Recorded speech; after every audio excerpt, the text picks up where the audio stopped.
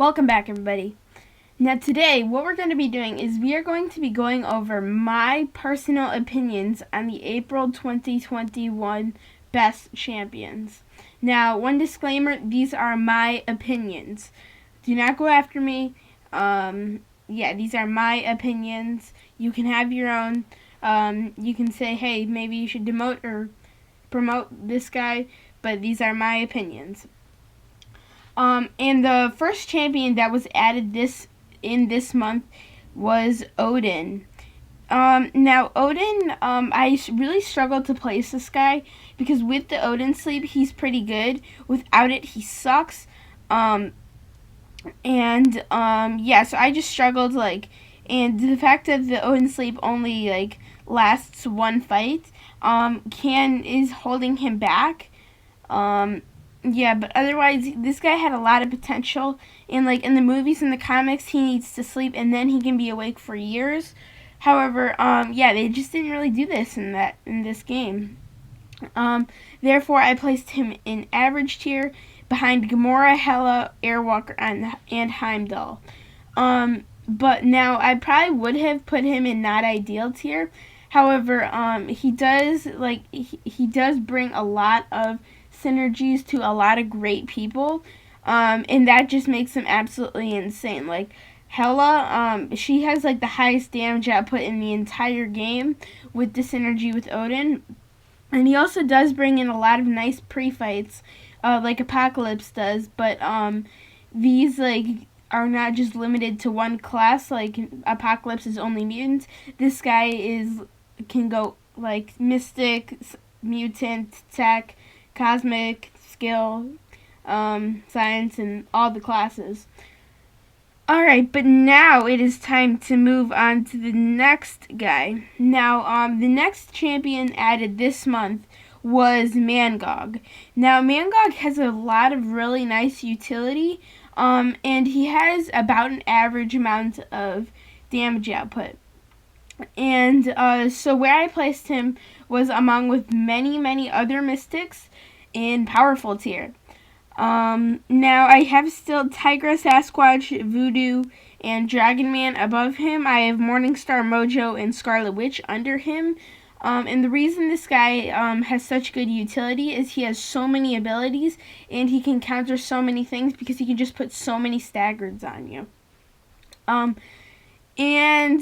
Overall, this guy, I've never actually played with this guy. I've just had to see gameplay, but overall, this is the place that I am putting him. His statistics are okay. He crits at about a normal amount. His damage output's about normal. The main thing about this guy is the utility. And, utility champions aren't always the highest damage output like Warlock. Alright, but now it is time to look at the 3 buffs of this month. Now we originally had 4 buffs, and then they reversed Hood's buff, so he's still stuck in the same old place. However, they did go through with 3 of them, one of them being Angela. Now Angela, she is nuts now. She has an insane damage output, and she is such a great counter to so many things in Act 6. But then again, she does need to be at Sig 180 to do that, which means you need to get her about 10 times in order to get her without using any Sig stones.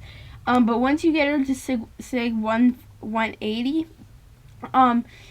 she is completely immune to any degeneration, passive or not.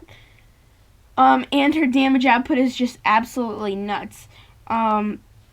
Because she just can plow through so many things, and she crits on every single hit, and her damage output's crazy. And they also added the nice utility, so it was like a Sunspot and a Warlock combined, just to something a little bit worse than both of them. But overall, she was probably my favorite buff. She was definitely I don't want to say the best buff. She was definitely the best buff, but she was not the most improved person. But yeah, the most improved person was definitely Civil Warrior. And yeah, now it's time to move on to him. Alright, so Civil Warrior, he's somebody who, he's kind of like a ramp up champion, in the fact that you kind of have to, in order to get his full potential of his damage output, you need to dash back and hold block, and then you keep having to throw SP once to get more armors, and yeah, when you dash back and hold block, all the armors are converted to Furies. But yeah, and then the SP2 can be pretty good depending on how many Furies there are. But yeah, I kept debating powerful tier or average tier. And if you see him in a different tier next month, don't be overly shocked. I am a fan of this guy's buff, but Angela's was my favorite. However, this guy was by far the most improved because remember, he was in total crab tier last tier list. And now he jumped all the way to powerful tier. But yeah, if you direct your attention a little bit lower, you might see Massacre there, and you might be a little bit confused because he was in the exact same spot last month. But yeah, I kept him in the exact same tier because I just think he is that tier. And thinking back, I wish I did have him in average tier. I don't think like his Fury or his Incinerates were nice and all, but you really needed a lot of them to stack up and have a good damage output. One Incinerate was not that good. But yeah, but now the SP2 of his is absolutely huge if you throw it into the block. And yeah, the big specials are not everything. But you want a normal base damage output, and if you can have a good damage output, like Mags, Colossus, or Quake thing, anybody like that, then you can be an incomparable tier, and if you still have the strong specials. But yeah, normal damage output is more important than big specials. But yeah, Sunspot's got a huge SP2 and a just huge normal damage output. But yeah, you really need to throw it into the block, and you have to always be really prepared to head in right after, because they have a 100% chance to miss for exactly 1 second after that. But yeah, I'm pretty sure we went over everybody, so thank you all everybody so much for watching this video.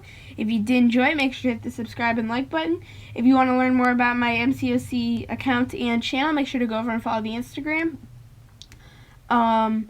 Make sure to comment new videos you want to see. I'm always looking for new ones. And yeah, everybody, thanks for watching. See you guys later.